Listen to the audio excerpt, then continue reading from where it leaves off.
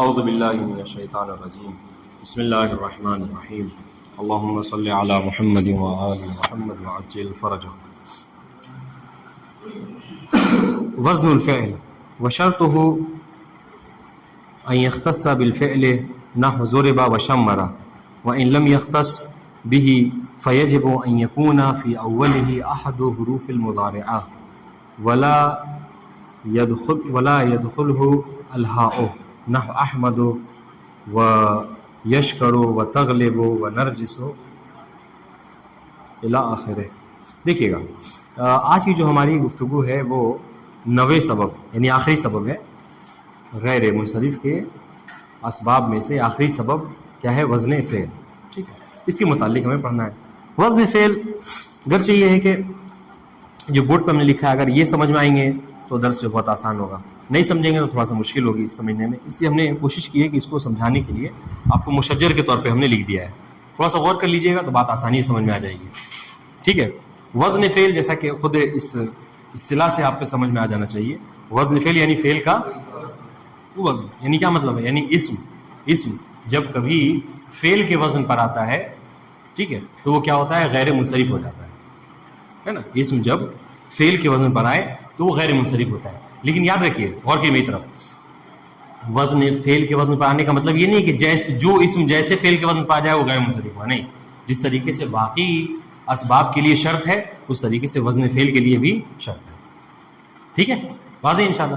وزن فعل کے لیے شرط کیا ہے؟ تو دیکھیے گا، جو اسم فعل کے وزن پر آئے گا، غور کیجیے گا میرے ساتھ، جو اسم فعل کے وزن پر آئے گا اس کی 2 قسمیں ہوں گی.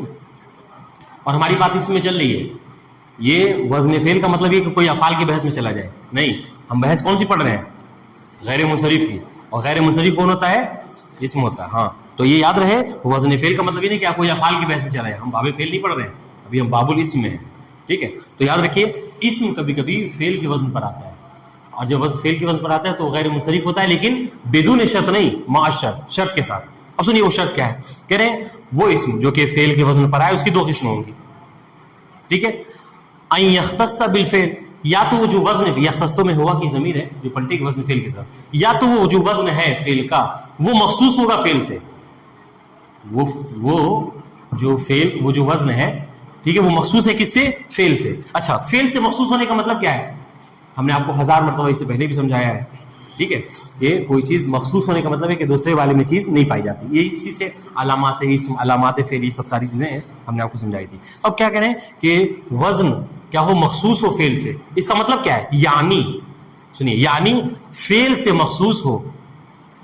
یعنی فعل سے مخصوص مطلب کیا ہے؟ یعنی وہ وزن اسم میں نہیں پایا جاتا، یعنی اسم اس وزن پر نہیں آتا ہے. اسم کے جو اوزان ہیں سمجھ رہے، وہ اس پر نہیں آتے، بلکہ یہ اوزان خاص ہے کس سے؟ فعل سے. ٹھیک ہے، تو اگر اس طرح کا کوئی فعل وزن ہے کہ جو فقط فعل کے لیے ہو، اسم میں نہیں پایا جاتا، اور اسم اس وزن پر آ گیا، اور اسم اس وزن پر آ گیا، ٹھیک ہے، تو کہہ رہے کہ تو شرط ہے. حالانکہ یہ چیز آپ کی کتاب میں نہیں ہے، یہ ہونی چاہیے. ہم نے کہا تھا کہ بہت سی چیزوں کو جب انہوں نے تحقیق کی ہے تو بہت سی چیزوں کو غائب کر دیا ہے. ٹھیک ہے، اور غائب کرنے میں بہت سی ضروری چیزوں کو بھی غائب کر دیا ہے. یہاں پر بس یوں ہی دیکھیے یہ چیزیں نہیں ہے، جبکہ یہ بہت امپورٹنٹ ہے. شرط کیا ہے؟ شرط ہونا چاہیے، آپ نے شرط ہی غائب کر دیا. تو سنیے، تو شرط ہے کہ وہ فعل شرط ہے کہ وہ نقل ہو گیا ہو اسم کی طرف. یعنی کیا مطلب؟ یعنی وہ وزن اب جو کیا ہے اسم کے لیے بولا جا رہا ہو، یعنی اب اسم میں ہی اس کو استعمال کیا جا رہا ہو. ٹھیک ہے، اب وہ فعل کے لیے نہیں جا رہا ہے. ٹھیک ہے، جیسے شمرا اور زوربا. شمرا بروزن فعلا.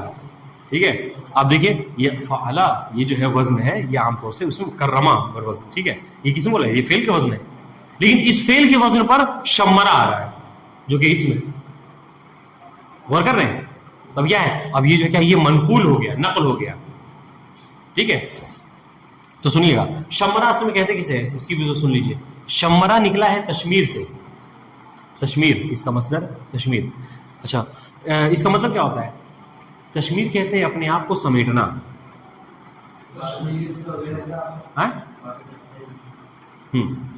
سن رہے؟ شمرا کسے کہتے ہیں؟ تشمیر کسے کہتے ہیں؟ سمیٹنا. ٹھیک ہے، سنیے گا، جب کوئی انسان چاہتا ہے کہ تیز دوڑے، ٹھیک ہے، تو وہ کیا کرتا ہے؟ وہ اپنے آپ کو سمیٹ لیتا ہے. ہے نا.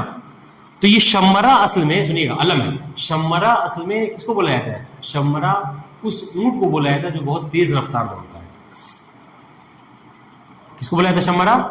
اس اونٹ کو جو بہت تیز دوڑنے والا ہوتا ہے. افن اونٹ نہیں، گھوڑے کو، سوری.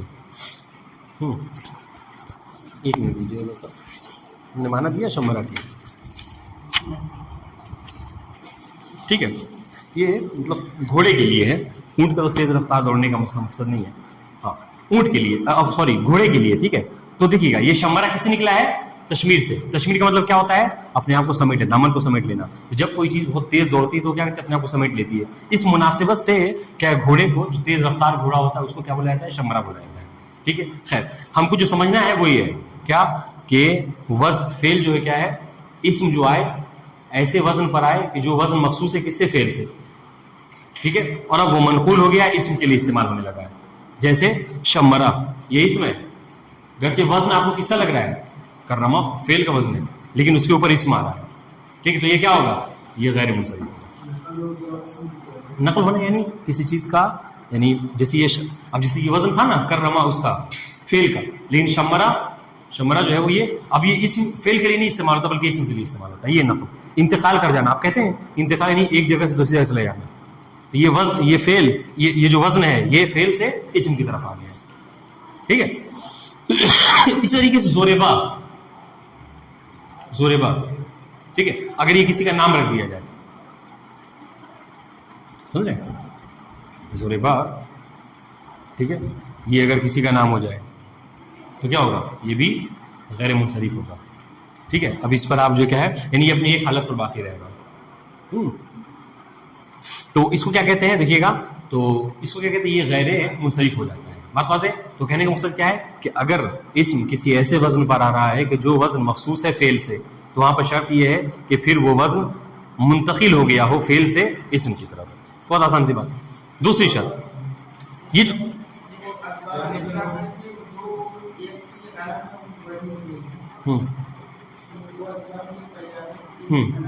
آسان تو ٹھیک ہے جی.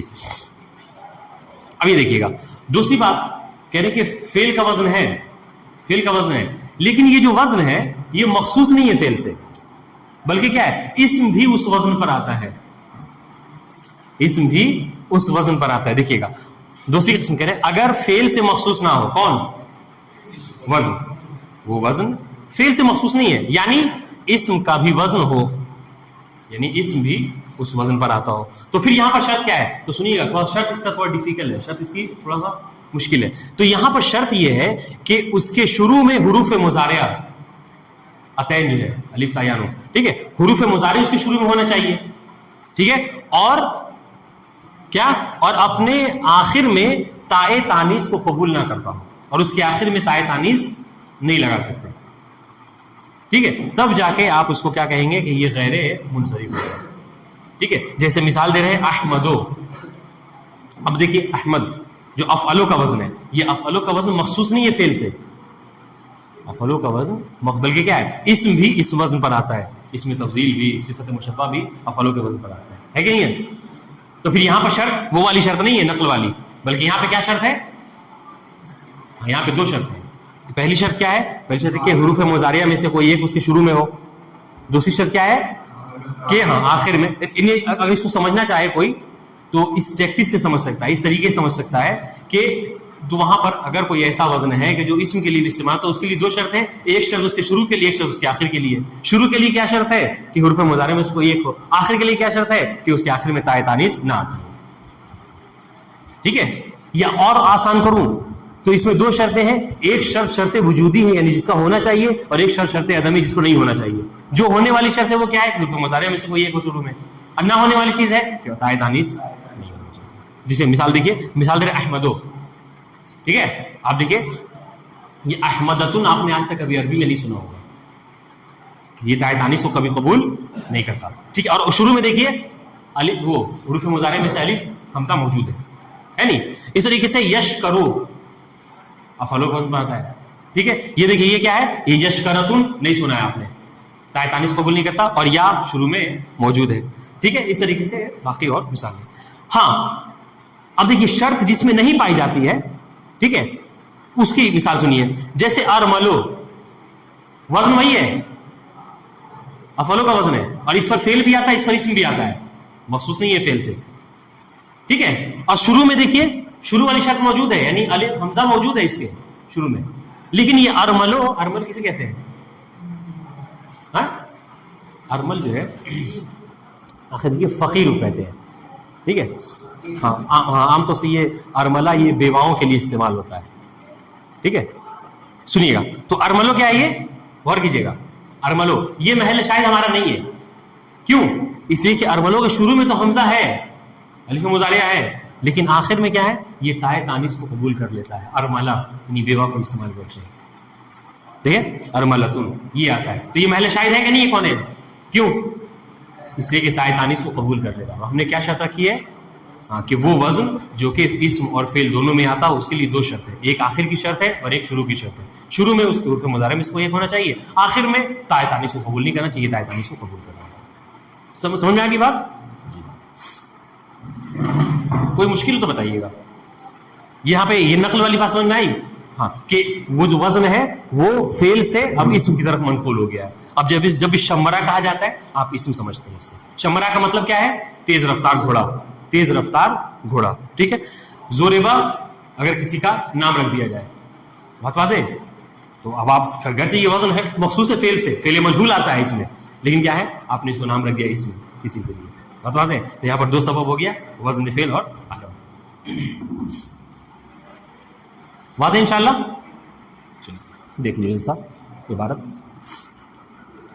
عبارت میں بات بہت کم ہوتی ہے، اسے توضیح دیتے ہیں تاکہ بات آپ کو آسانی سے سمجھ میں آ جائے. تو یہ جو توضیحات ہیں یہ بہت ضروری ہیں، بہت امپورٹنٹ ہیں، ٹھیک ہے. سنیے گا، وزن الفعل کتاب پہ دیکھیے، پھر بعد میں لکھیے گا. پہلے تطبیق کر لیں، جو پڑھا ہے ہم نے وہ چیز موجود ہے یا نہیں. سمیر حیدر پہلے تطبیق کر لیں، اس کے بعد لکھیے گا. سنیے، وہ شرط ہو آگے کہاں پلٹے گی؟